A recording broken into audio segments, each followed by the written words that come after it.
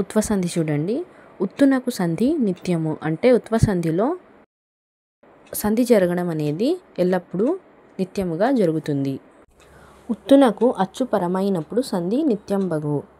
ఊ అనే అచ్చుకు అచ్చు పరమైనప్పుడు, అచ్చులు ఉన్నాయి కదా, ఆ టు అహ వరకు ఉన్న అచ్చులు పరమైనప్పుడు సంధి నిత్యంబగు. ఇక్కడ చూడండి, ఉదాహరణ చూడండి. రాముడు అతడు, రాముడు ప్లస్ అతడు.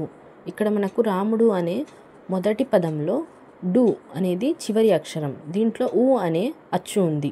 ఈ ఊ అనే అచ్చుకి రెండో పదంలో ఉన్న మొదటి అక్షరంలో ఉన్న ఆ అనే అచ్చుకి మధ్య సంధి జరుగుతుంది. ఇలా సంధి జరిగినప్పుడు మనకు రాముడు ప్లస్ అతడు అది కాస్త రాముడతడుగా మారుతుంది. తర్వాత చూడండి, మనసైన, మనసు ప్లస్ అయినా. ఇక్కడ కూడా మనకు సు అనేది మొదటి పదంలో ఉన్న చివరి అక్షరం. దీంట్లో ఊ అనే అచ్చు ఉంది. తర్వాత రెండో